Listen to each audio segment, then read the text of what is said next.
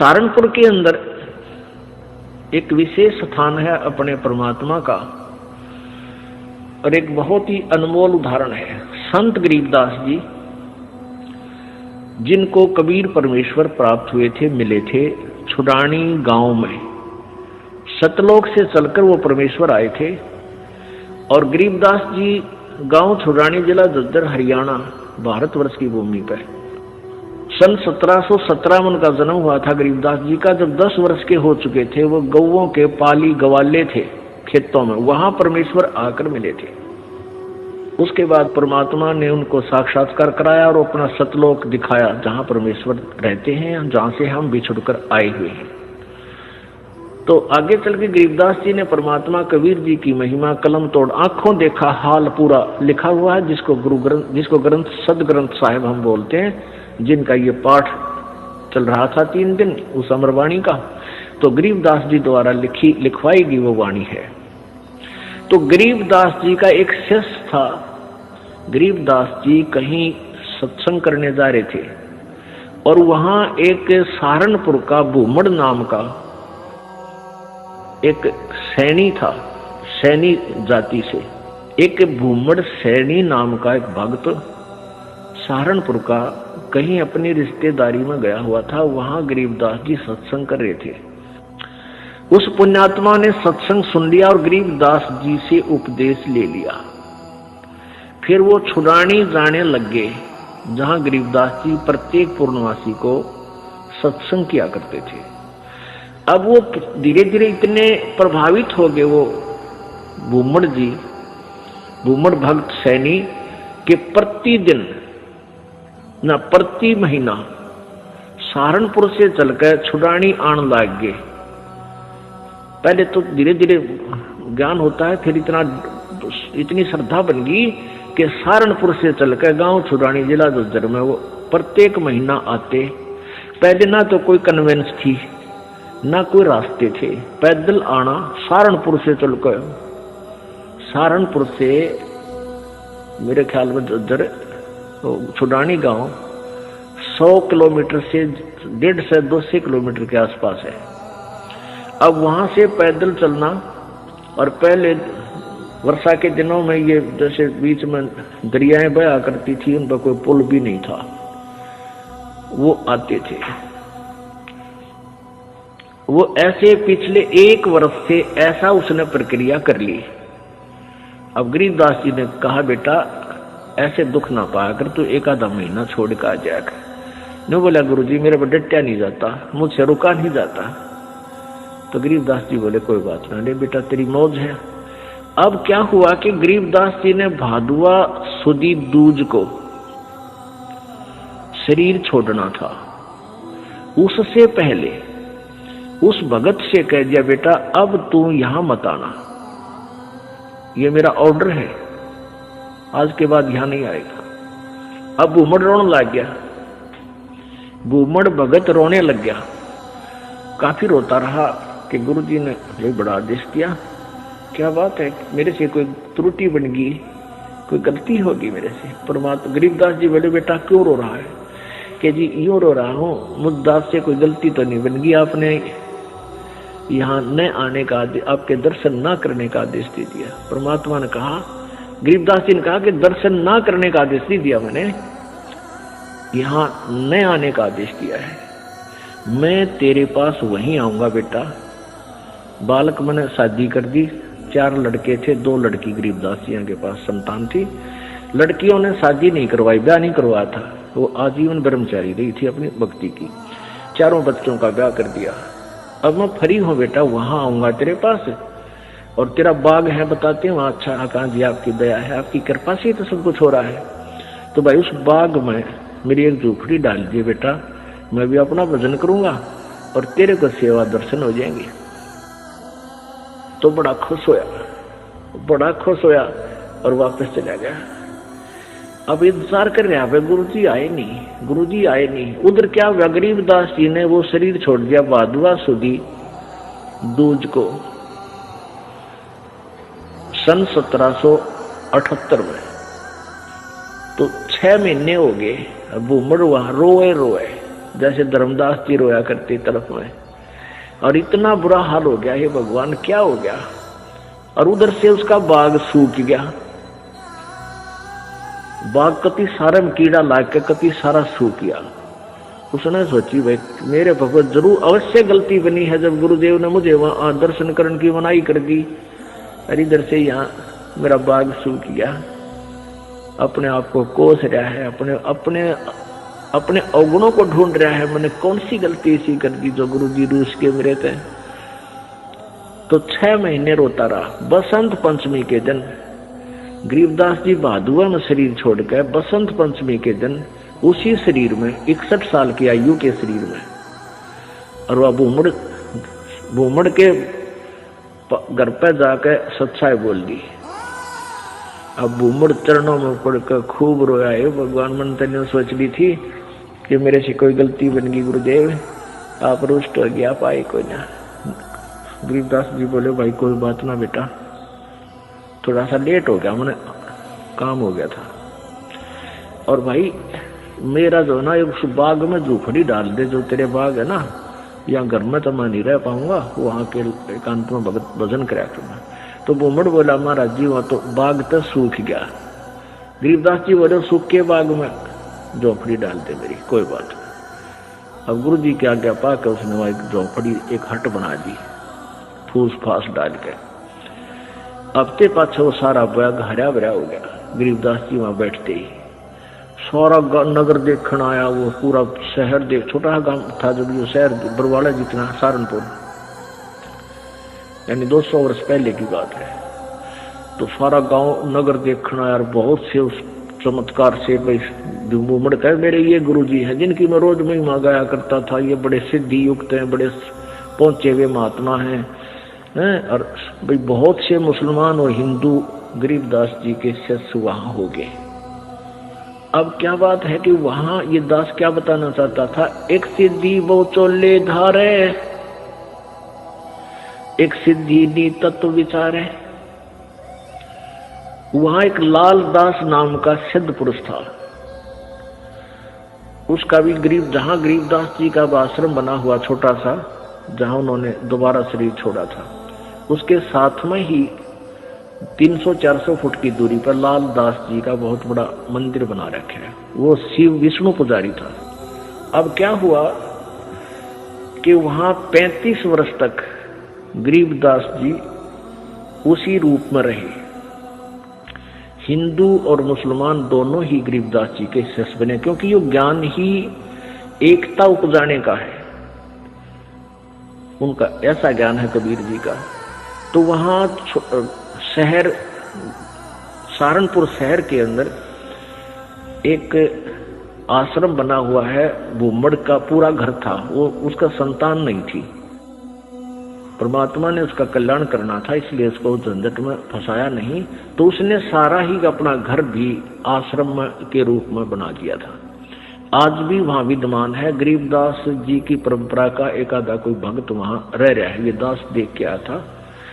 तो वहां 35 वर्ष की आयु के बाद शरीर छोड़ दिया, तो वहां उस बाग के अंदर ही उस शव को अंतिम संस्कार वहां दफना रखा है वो शरीर।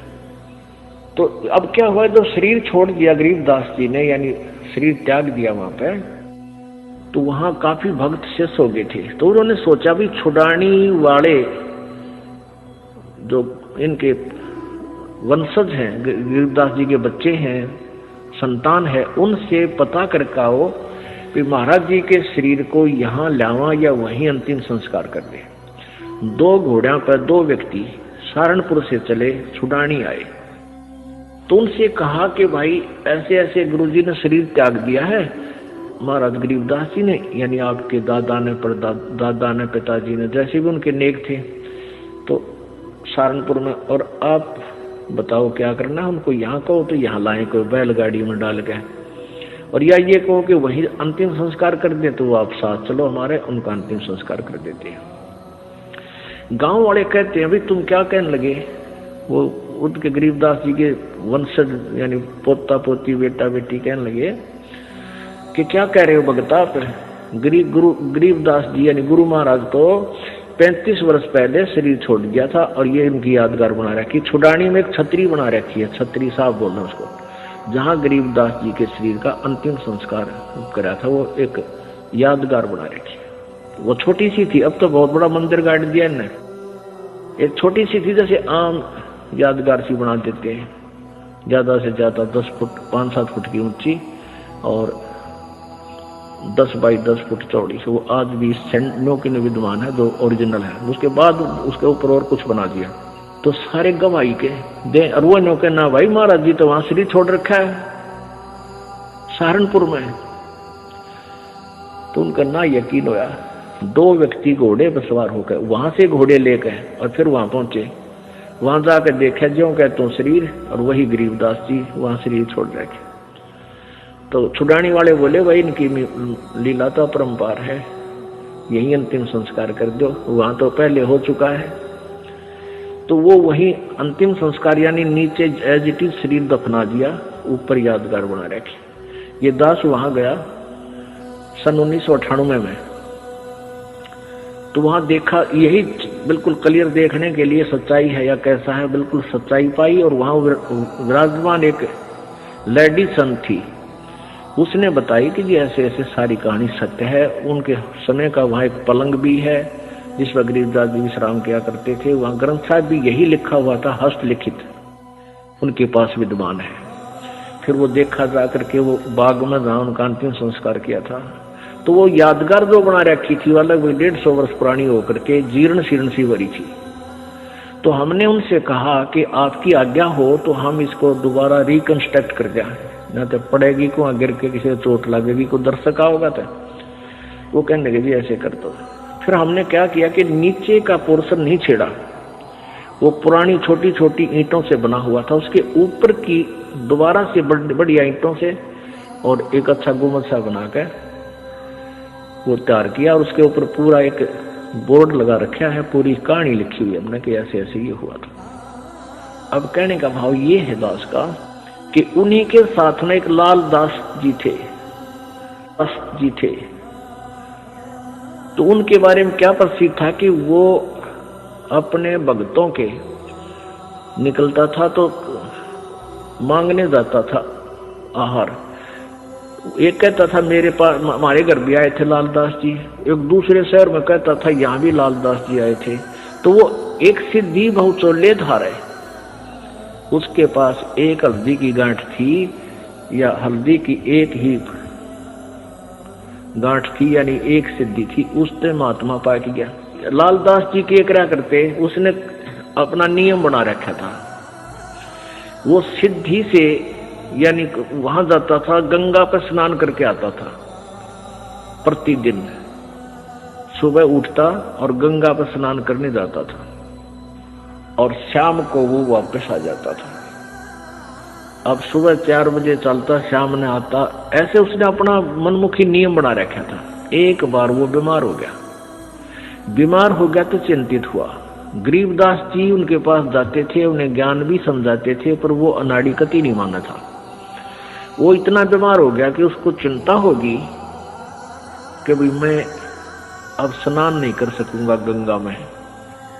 तो गरीबदास जी उसको चिंतित देखकर कहने लगे भाई चिंता ना करे, सवेरे गंगा यहीं आ जाएगी तेरे आसपास ही।